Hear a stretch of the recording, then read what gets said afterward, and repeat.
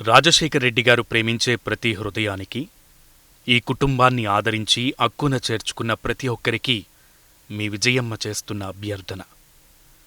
ఇప్పుడు జరుగుతున్న సంఘటనలు చూస్తుంటే మనసుకి చాలా చాలా బాధేస్తుంది. పెద్దలంటారు, ఇంటి గుట్టు వ్యాధి రట్టు తెరిచిన పుస్తకం అని. రాజశేఖర్ రెడ్డి గారు ఎప్పుడూ అనేవారు. అయితే ఇలా కాదు.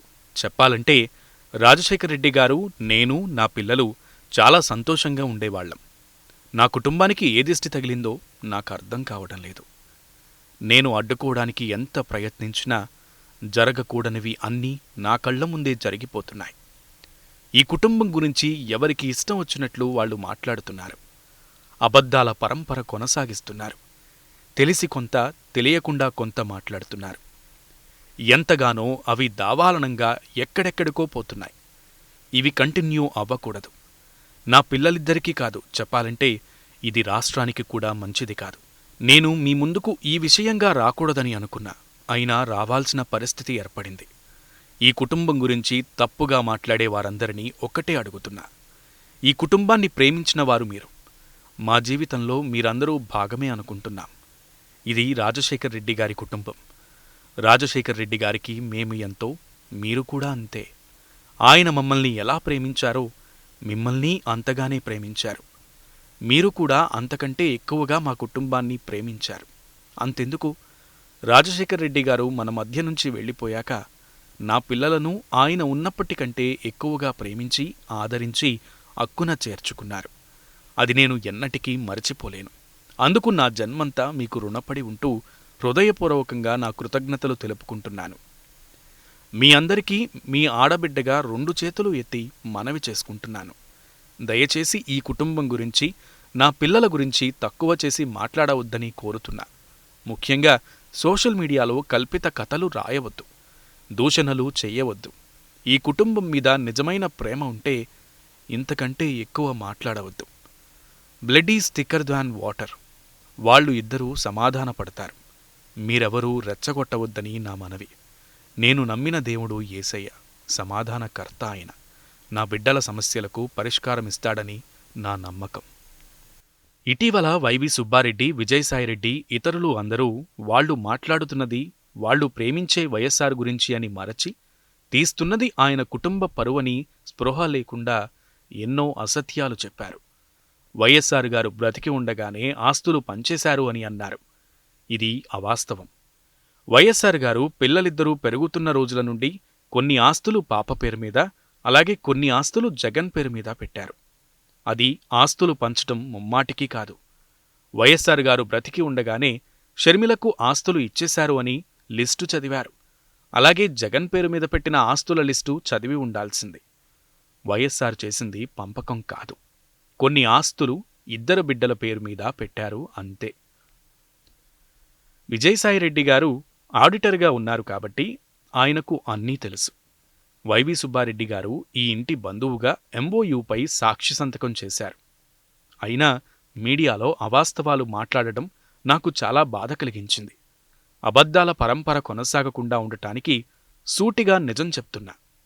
వీరు ఇద్దరూ నా పిల్లలు.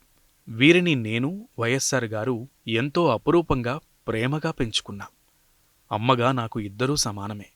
అలాగే రాజశేఖర్ రెడ్డి గారి మాట సమానమే. ఆస్తులు కూడా ఇద్దరికీ సమానమనేది నిజం. నలుగురు చిన్నబిడ్డలకు సమానంగా ఉండాలన్న వైఎస్ఆర్ గారి ఆజ్ఞ నిజం. ఆస్తులు వృద్ధిలోకి తేవడంలో జగన్ కష్టం ఉందనేది నిజం. కానీ అన్ని ఆస్తులు కుటుంబ ఆస్తులే అన్నది నిజం. జగన్ బాధ్యతగల కొడుకుగా కుటుంబ ఆస్తులను సంరక్షించాలి అన్నది కూడా నిజం. వైఎస్ఆర్ గారి చివరి రోజుల్లో జగన్ ఆయనకు ఇచ్చిన మాట, నాన్నా, నీ తర్వాత ఈ లోకంలో పాప మేలు కోరే వారిలో నేను మొదటివాడిని అని మాట ఇచ్చింది కూడా నిజం. ఇది నాలో నాతో వైఎస్ఆర్ అనే పుస్తకంలో ఎప్పుడో రాశా. రాజశేఖర్ రెడ్డి గారు బ్రతికి ఉండగా ఆస్తులు పంచలేదు. ఉన్న ఆస్తులను ఒక్కొక్కరు చూసుకున్నారు. అందరం కలిసి ఉన్నాం. అన్నీ కుటుంబాస్తులే. ఇక పంచుదాం అనుకునేసరికి ఆయన ప్రమాదంలో వెళ్ళిపోయారు. ఈ విషయం ఆడిటర్గా సాయిరెడ్డికి స్పష్టంగా తెలుసు. తెలిసి కూడా అవాస్తవాలు మాట్లాడారు. రాజశేఖర్ రెడ్డి గారు మన మధ్య నుంచి వెళ్ళిపోయాక 2009 నుంచి 2019 వరకు 10 ఏళ్లు కలిసి ఉన్నారు. డివిడెండ్ రూపంలో జగన్ వాటా తీసుకుని 200 కోట్లు పాప భాగానికి ఇచ్చారు. ఎంఓయూ ప్రకారం జగన్ 60%, పాపకు 40% అయితే ఎంఓయూకు ముందు సగం సగం డివిడెండ్ తీసుకునేవారు. ఎందుకంటే పాపకు సమాన వాటా ఉంది కాబట్టి. వీటన్నింటికీ అప్పుడు ఇప్పుడు నేనే సాక్షిని. 2019లో సీఎం అయిన 2 నెలలకు డివైడ్ అవ్వాలని ఇజ్రాయెల్లో జగన్ ప్రపోజల్. జగన్ చెప్పింది ఏంటంటే, పిల్లలు పెద్దవాళ్లు అయ్యారు, నాకు అల్లుళ్ళు వస్తారు, నీకు అల్లుడు కోడలు వస్తారు, మనం కలిసి ఉన్నట్లు వాళ్లు కలిసి ఉండకపోవచ్చు, కాబట్టి విడిపోదామన్నాడు. అలా 2019 వరకు కలిసి ఉన్న కుటుంబం ఆస్తుల పరంగా విడిపోవాలని నిర్ణయం జరిగింది. ఆ తర్వాత విజయవాడలో నా సమక్షంలో ఆస్తుల్లో ఇవి జగన్కి, ఇవి పాపకి అని అనుకున్నారు. 2019లో అప్పుడు రాసిన ఎంఓయూనే ఈ ఎంఓయూ.